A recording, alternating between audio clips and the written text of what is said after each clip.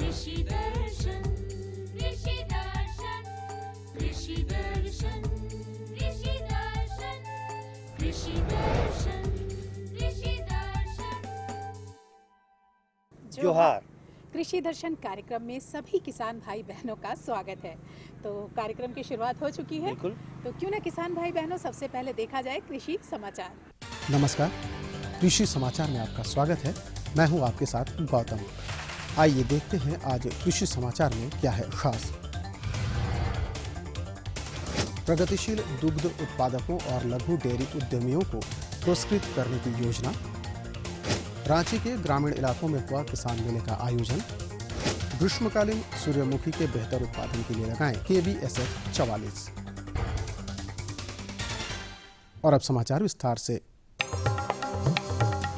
वित्तीय वर्ष 2014-15 में पशुपालन एवं मत्स्य विभाग झारखंड सरकार द्वारा राज्य के सभी जिलों के प्रगतिशील दुग्ध उत्पादकों और लघु डेयरी उद्यमियों को राज्य और जिला स्तर पर पुरस्कृत करने की योजना बनाई गई है। इसके लिए इच्छुक दुग्ध उत्पादक और लघु डेयरी उद्यमी अपने जिला गव्य विकास कार्यालय से संपर्क करके आवश्यक जानकारी प्राप्त कर आवेदन दे सकते हैं। आवेदन जमा करने की अंतिम तारीख 25 जनवरी 2015 है। बीते दिनों रांची में पिस्का नगरी स्थित रानीचुआ में स्वर्ण रेखा महोत्सव सहित इटकी, बेड़ो और लापुंग में किसान मेला का आयोजन किया गया। इन मेलों में विभिन्न गांवों के किसानों ने कृषि उत्पादों की प्रदर्शनी लगाई, जिसमें बेहतर उत्पाद के लिए किसानों को पुरस्कृत किया गया। साथ ही कृषि विशेषज्ञों ने किसानों को वैज्ञानिक और उन्नत खेती के लिए अपनाई जा रही नवीन कृषि तकनीकों की जानकारी भी दी। इसके अलावा क्षेत्र के प्रगतिशील किसानों को उनके बेहतर प्रदर्शन के लिए पुरस्कार देकर सम्मानित किया गया। किसान भाई, आप यदि ग्रीष्मकालीन मक्का की खेती करना चाहते हैं तो इसके लिए वैसे खेतों का चयन करें जहां सिंचाई के लिए आसानी से पानी उपलब्ध हो सके। साथ ही इस फसल को दीमक के प्रकोप से बचाने के लिए बुआई से पहले खेत में मिथाइल पाराथियोन दवा अवश्य डालें। ये हम सभी जानते हैं कि गर्मी के मौसम में पानी की उपलब्धता घट जाती है और इस समय फसलों को पानी पटवन की भरपूर जरूरत होती है।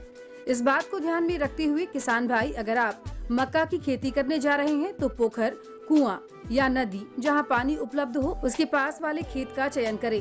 किसान भाई, जो ग्रीष्मकालीन में एक तो गर्मी का समय होता है, तापमान बहुत अधिक होता है, इसलिए हर तीसरे से चौथे दिन पर हमको सिंचाई देनी पड़ती है।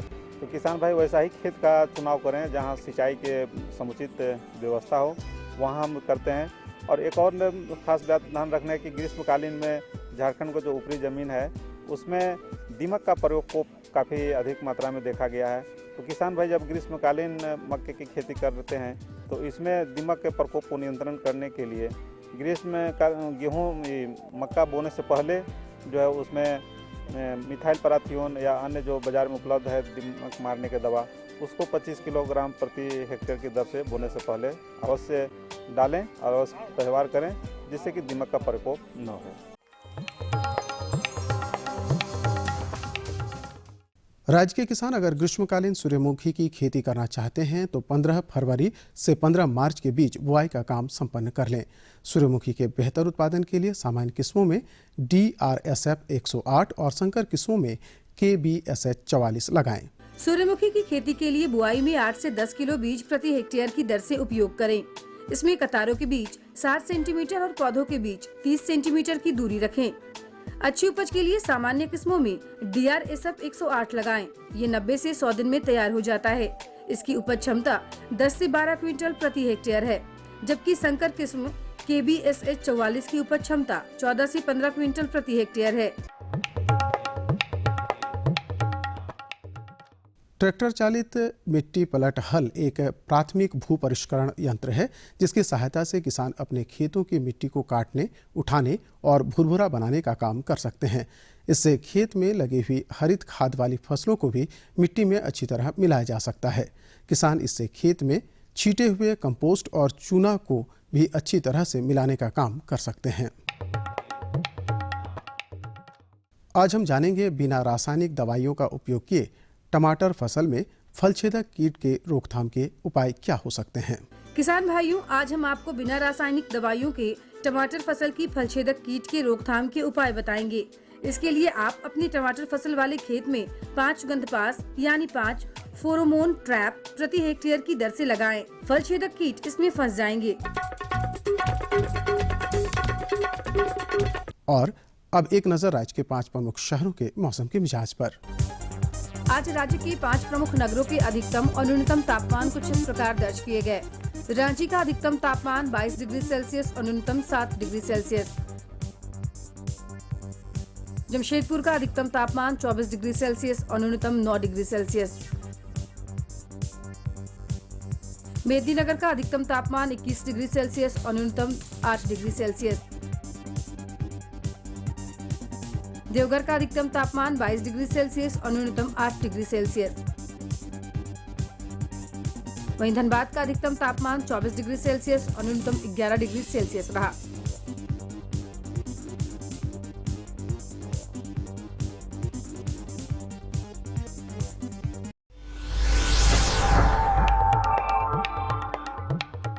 और अब मंडी भाव में आइए नजर डालते हैं अनाजों के भाव पर।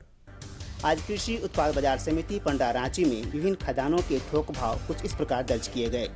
चावल मोटा 2150 रुपये से 2350 रुपये, चावल मध्यम 2400 रुपये से 2600 रुपये, चावल उत्तम 3700 रुपये से 4400 रुपये, गेहूँ 1600 रुपये से 1800 रुपये, चना 3200 रुपये से 3400 रुपये, दाल अरहर 6600 रुपये से 7000 रुपये, दाल मसूर 6500 रुपये से 6900 रुपये, दाल चना 3400 रुपये से 3600 रुपये, सरसों तेल 8500 रुपये से 9500 रुपये, चीनी 3000 रुपये से 3200 रुपये, आलू 950 रुपये से 1550 रुपये और प्याज 1400 रुपये से 1700 रुपये प्रति क्विंटल रहा।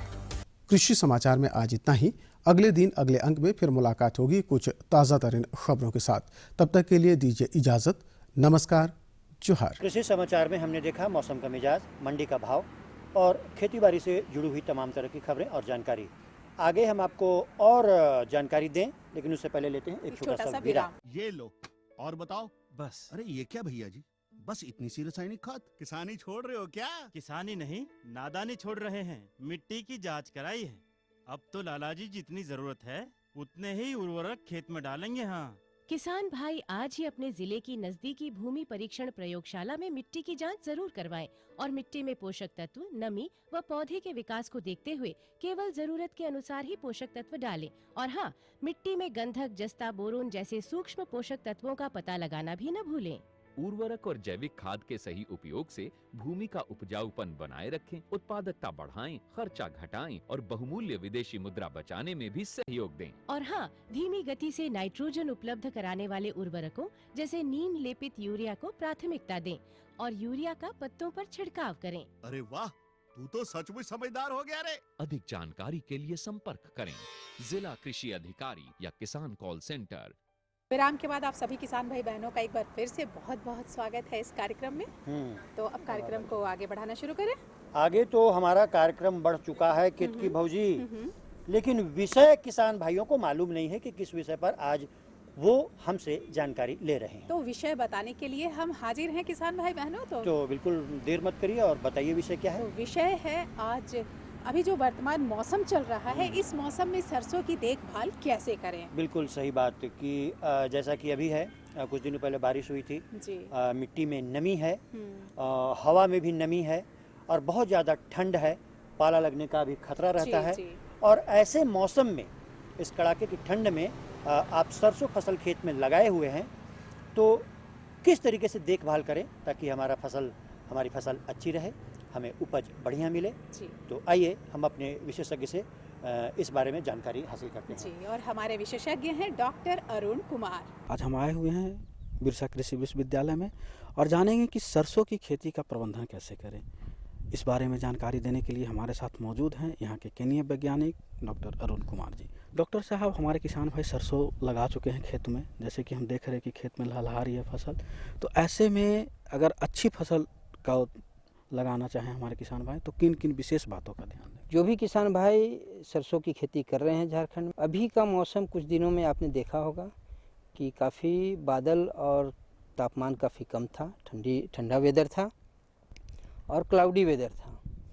तो ऐसे समय में अच्छी फसल के लिए कुछ खास बातों का ध्यान रखना, जैसे कि जो भी किसान भाई सरसों की खेती कर रहे हैं, या तो उनके खेत में सरसों फ्लावरिंग के स्टेज में है, तो ऐसी परिस्थिति में 3-4 बातों का ध्यान रखना चाहिए, जैसे कि सरसों के फसल का अच्छी तरह से रख रखाव हो सके, जिसमें प्रमुख है उर्वरक प्रबंधन, दूसरा है खरपतवार का नियंत्रण, तीसरा है जल प्रबंधन और चौथा है रोग एवं कीड़ों से अपने फसल का बचाव करना। तो इन 4 प्रमुख बातों पर विशेष ध्यान देना चाहिए। अब रही बात कि जो भी किसान भाई अगर देर से फसल का बुआई किए हैं, लेट सोइंग किए हैं जो सरसों का, उसमें अगर वो फ्लावरिंग के स्टेज में है तो फ्लावरिंग के स्टेज में जल प्रबंधन बहुत महत्वपूर्ण है। जल प्रबंधन का एक दूसरा प्रमुख और कारण इसलिए बढ़ जाता है, बहुत महत्वता बढ़ जाती है कि क्लाउडी वेदर में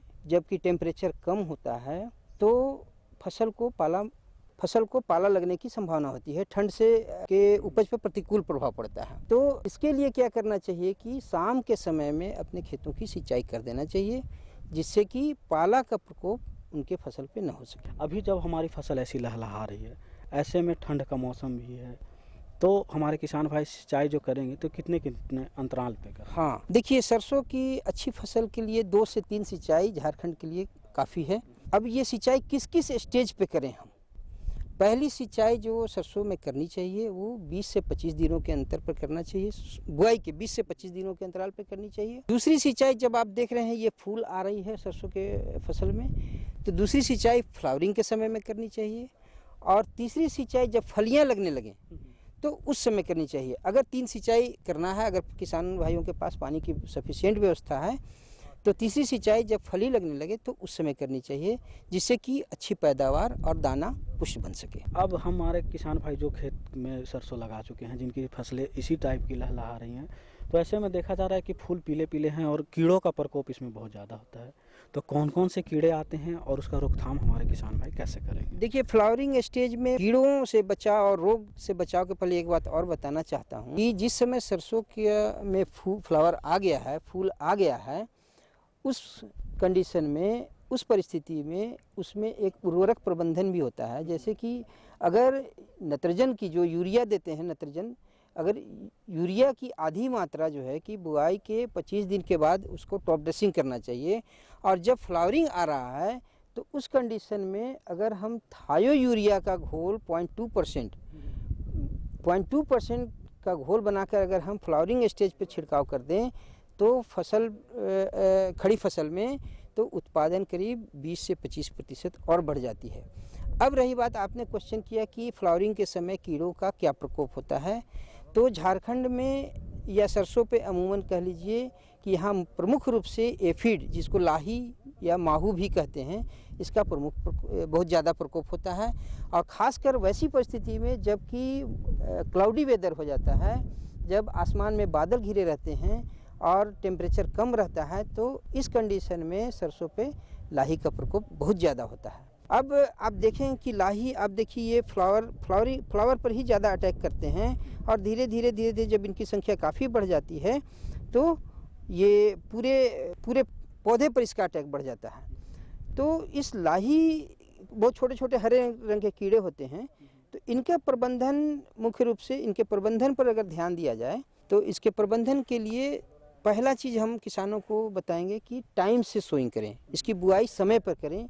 समय पे बुआई करने का मतलब कि जो अक्टूबर का प्रथम पखवाड़ा या दूसरा पखवाड़ा है, अगर उस समय इसकी बुआई करते हैं तो ये फ्लावरिंग स्टेज को ये पार कर जाता है। ये जो आप देख रहे हैं ये लेट सोइंग का स्थिति है, ये नवंबर का बुआई है जो कि अभी फ्लावरिंग स्टेज में है। तो ये जनवरी के महीने में या दिसंबर के आखिरी महीने में जबकि क्लाउडी वेदर होता है और ये फ्लावरिंग स्टेज में होता है, उस कंडीशन में ये एफिड का प्रकोप ज़्यादा होता है। अगर हम अक्टूबर के महीने में इसकी बुआई करेंगे तो ये स्थिति से ये निकल जाएगा, इसको एस्केप कहते हैं। तो पहला इसका प्रबंधन का जो है तरीका कि समय से बुआई। अगर जो कि किसान झारखंड में अमूमन जो है कि धान की कटाई के बाद या मड़ुआ की कटाई के बाद, मक्का की कटाई के बाद ये सरसों की खेती करते हैं किसान भाई, तो लेट सोइंग ज़्यादा होता है। नवंबर का प्रथम दूसरा पखवाड़ा तक लोग सोइंग करते हैं। देखा कि हमारे डॉक्टर साहब ने सरसों के फसल की प्रबंधन के बारे में कितनी अच्छी जानकारी दी। उम्मीद है कि आप इसका उपयोग करेंगे और अपने फसल को ज़्यादा से ज़्यादा उत्पादन बढ़ाने की ओर अग्रसर होंगे। तो डॉक्टर साहब, आप हमारे इस कार्यक्रम में आए और इतनी अच्छी और महत्वपूर्ण जानकारियाँ हमारे किसान भाइयों को दिया, इसके लिए आपका बहुत बहुत धन्यवाद। जी धन्यवाद। वाह, क्या बात है। जानकारी तो वाकई बहुत ही उम्दा थी कि अगर इस मौसम में हमको किस तरीके से देखभाल करना है सरसों फसल का। तो दोस्तों, आगे जानकारी हम दिलवाते रहेंगे, उसके पहले ये संदेश। टपक टप टप टपक टप टप टपक टप टप टपक टप टप टपक टप टप टपक टप टप टपक टप टप टपक टप टप। ये टपक टप टप क्या है? ये है किसानों के जीवन में समृद्धि और खुशहाली लाने का आसान उपाय। कैसे? पानी की एक एक बूंद बचाइए, फसलों की सिंचाई के लिए टपकन विधि और स्प्रिंकलर सिस्टम अपनाइए, यानी कि टपक टप टप से खेतों में हरियाली लाइए और जीवन में खुशहाली। टपक टप टप? हाँ भाई हाँ, ये है सूक्ष्म सिंचाई पद्धति। इसमें 50% तक पानी के साथ साथ उर्वरकों की बचत होती है। वाह भाई, ये तो कमाल हो गया। एक कमाल और, वो क्या? इसके लिए सरकार द्वारा अनुदान भी मुहैया कराया जा रहा है, साथ में ऋण की सुविधा भी उपलब्ध है। देखिए, हमारे साथ जुड़ चुके हैं कुमार जी। कुमार जी, आपको बहुत बहुत जोहार। आप दोनों को जोहार। किसान भाइयों, आपको भी जोहार। तो आज हमारे किसान भाई बहनों को आज किस चीज की जानकारी दिलाने वाले हैं? ये थोड़ा बात तो हमें सही भी है। बताइए और किसान भाई बहनों को भी बताइए। आज हम अपने किसान भाइयों को साहेब सेम की खेती एकदम सही बात। फसल आपका इतना पसंद आया ना, कोई दिन तो एकदम लगता है कि एकदम सेम हो तो साहेब की तरह और साहेब हो तो सेम की तरह। और साहेब और सेम दोनों सेम टू सेम हो जाए तो मजा आ जाए नहीं। लेकिन किसान भाई बहनों, ऐसी बात नहीं है। ये तो ऐसे ही दिल लगी के लिए कभी कभी बीच में आपका मनोरंजन भी कर देते हैं, हल्का फुल्का कर देते हैं। लेकिन इस फुल्के को हल्के में ना ले। आज जो हमारे पत्रकार बंधु बड़े जतन से आपके लिए एक विषय लाए हैं, साहेब सेम के बारे में। किसान भाइयों, यूँ तो झारखंड में हर फसल की खेती होती है, लेकिन अगर आप साहेब सेम की खेती कर रहे हो तो मेरी सलाह है कि उसे वैज्ञानिक तरीके से करें। अगर हमारे किसान भाई वैज्ञानिक तरीके से खेती करेंगे तो निश्चित रूप से उनकी उपज अच्छी होगी। उपज अच्छी होगी तो उन्हें अच्छा लाभ मिलेगा और फिर उनके घर सुख शांति और समृद्धि आएगी। तो ऐसे में आप साहेब सेम की वैज्ञानिक तरीके से खेती कैसे करें, इस पर विस्तृत जानकारी के लिए हम आपको लिए चलते हैं अपने विशेषज्ञ के पास, और हमारे विशेषज्ञ हैं डॉक्टर RS पान। तो आइए जानते हैं उनसे। आज हम आए हुए हैं हार पलांडू में और बात करेंगे साहेब सेम की वैज्ञानिक खेती के बारे में, और इस पे बात करने के लिए हमारे साथ हैं डॉक्टर RS पान साहब। आपसे ये जानना चाहेंगे कि जो किसान साहेब सेम की खेती करना चाहते हैं वो इसकी तैयारी कहाँ से करें और किस तरह से करें। अगर हम खेतों की बात करें, खेत बनाने की तैयारी के लिए वो किस तरह से काम करें। किसान भाई सभी जानते हैं इस झारखंड का इस भूमि पर जो साहेब सेम एक जो दलहनी सब्जी फसल है, जिसके दाल के रूप में भी लोग खाते हैं, लेकिन उसका हरी फली को सब्जी के रूप में खाते हैं, जिसको इस क्षेत्र में साहेब सेम के रूप में कहा जाता है। ऐसा बाकी जगह में इसके बकला के रूप में कहा जाता है। तो ये एक प्रमुख शीतकालीन सब्जी फसल है, दलहनी सब्जी फसल है। इसका खेती यहाँ पर बहुत सफलतापूर्वक होती है। तो यहाँ का जो भूमि है, यहाँ का जो हल्का बलुई दोमट मिट्टी है, ये इसके लिए बहुत उपयुक्त है। लेकिन मिट्टी को 3-4 बार अच्छा तरह से जुताई करके तैयार करना है, उसमें कैरी बनाना है, कैरी में हम बुआई करते हैं। तो जब हम ज़मीन तैयार करते हैं तो उसमें हम खाद उर्वरक भी प्रयोग करते हैं। तो जैसे ज़मीन तैयारी के बाद हम उसमें सड़ी गोबर की खाद करीब 100 से 150 क्विंटल प्रति हेक्टेयर के दर से प्रयोग करते हैं। इसके अलावा जो रासायनिक खाद है उसमें जैसे urea 25 kilogram urea, 100 kilogram single super phosphate और 60 किलोग्राम म्यूरेट ऑफ पोटाश प्रति हेक्टेयर के दर से हम बुआई से पहले प्रयोग करते हैं, अच्छे से मिला देते हैं ज़मीन पर। उसके बाद हम कैरी बनाते हैं और बुआई के बाद करीब 1 महीना बाद और 25 किलोग्राम यूरिया हम टॉप ड्रेसिंग के रूप में जड़ों के पास प्रयोग करते हैं। निकाई गुड़ाई के बाद फिर हम मिट्टी चढ़ा देते हैं। लेकिन बुआई हम जैसे कैरी में करते हैं तो उसमें हम जो लाइन से करते हैं तो हल्का ऊंचाई वाली मेड़ बना के उसके साइड में हम बुआई करते हैं। तो जो लाइन से लाइन की दूरी हम रखते हैं 1.5 से 2 फीट और जो बीज से बीज की दूरी हम रखते हैं करीब 6 इंच। तो इस हिसाब से 1 हेक्टेयर खेती के लिए हमको करीब करीब 75 से 100 किलोग्राम बीज का आवश्यकता होती है। और जो आपने कहा जो बुआई का जो समय है, तो जो कि ये शीतकालीन फसल है, तो हम लोग इसका बुआई अक्टूबर से फरवरी तक हम कर सकते हैं, खेती कर सकते हैं। तो किसान भाई इस तरह का इसका खेती बहुत सफलतापूर्वक कर सकते हैं। डॉक्टर साहब, आपसे एक चीज़ और जानना चाहेंगे कि खेत भी तैयार हो गए, सारी चीज़ें व्यवस्थित हो गई, उसके बाद में बीज का किस तरह से चुनाव किया जाए? हमारे इस केंद्र से हम लोग नई प्रजाति का विकास किए हैं। अभी नामकरण नहीं हुआ, लेकिन किसान भाई हमारा इस केंद्र से उसका बीज प्राप्त करके खेती कर सकते हैं। जैसे HAVFB 41 करके एक किस्म हम लोग यहाँ पर विकास किए हैं, जिसका उपज क्षमता करीब 320 से करीब 335 क्विंटल प्रति हेक्टेयर दर के हरी फली का उपज क्षमता है। तो इसका बीज यहाँ से प्राप्त हो जाएगा। इसके अलावा भी जैसे भारतीय कृषि अनुसंधान संस्थान नई दिल्ली से भी पूसा समित के नाम से किस्म का विकास हुआ है, जो सब्जी ये बकला के लिए, तो उसका भी उपज क्षमता करीब 280 से 300 क्विंटल प्रति हेक्टेयर के दर से। तो ये दोनों उन्नत किस्म इस्तेमाल करके किसान भाई उन्नत खेती कर सकते हैं। और झारखंड में जो प्रचलित किस्में हैं, जो किसान अपने घर पे ही तैयार करते हैं बीज, उनके लिए आपका क्या सुझाव है? तो अपना जो बीज रखते हैं, जो परंपरागत जो बीज है, उससे भी खेती कर सकते हैं। और लेकिन बुआई के समय ये किसान भाई ध्यान रखे जो बीज को उपचारित करके ही बुआई करे। जैसे बेबिस्टिन दवा 2 से 2.5 ग्राम प्रति किलो बीज के हिसाब से उपचारित करके ही इसका बीज का बुआई करे, तो बहुत सारा बीमारी से उनको छुटकारा मिल जाएगा। सारी चीज़ें होने के बाद में भी इस फसल को तैयार होने में कितना समय लगता है, और उसके बीच में सिंचाई के कितने चरण होते हैं, कितनी बार जो है सिंचाई की ज़रूरत पड़ती है इसको? जी हाँ, ये करीब करीब 4 महीने का फसल है। और जो कि जाड़ा का फसल है, तो जाड़ा में हमको पानी का आवश्यकता कम होती है, तो हम 7 दिन में हफ्ता में 1 बार पानी देने से हो जाता है। जैसे अभी आप यहाँ पर देख रहे हैं, जो लोग थोड़ा ऊंचा बेड बना के और ड्रिप सिंचाई से या मल्चिंग जो प्लास्टिक मल्च करके करेंगे, तो उसमें तो और कम लगेगा। लेकिन ऐसे जो परंपरागत जो खेती किसान भाई कैरी में करते हैं, तो उसमें भी जो कि जाड़ा का मौसम है, तो इस समय हफ्ता में 1 बार पानी देने से ही काम चल जाता है, तो उसमें ज़्यादा दिक्कत नहीं होता है। और फसल जैसे पहला तुड़ाई करीब 65 से 70 दिन के बाद शुरू होता है, और ये और पहला तुड़ाई के बाद और 60 दिन खेत में की फसल रहते हैं, तो 1 हफ्ता के अंतराल पर हम तुड़ाई कर सकते हैं। डॉक्टर पान साहब, एक चीज़ और आपसे जानना चाहेंगे कि इस दरमियान चूँकि ठंड का समय है और कीट का प्रकोप उतना ज़्यादा नहीं होता, फिर भी इस तरह के जो पौधे होते हैं बगला में, उसमें किस तरह की समस्या देखी जाती है, किस तरह के रोग देखे जाते हैं आमतौर पे? जी हाँ, इसमें विशेष रूप से जो लाही कीड़ा का प्रकोप हो सकता है, तो उसके लिए हम जैसे वो रस चूस के वो क्षति पहुंचाता है, छोटा कीड़े होता है, झुंड में रहता है, तो उसके लिए हम रोगर जो दवा है 2 मिलीलीटर प्रति लीटर पानी में घोलकर छिड़काव कर सकते हैं।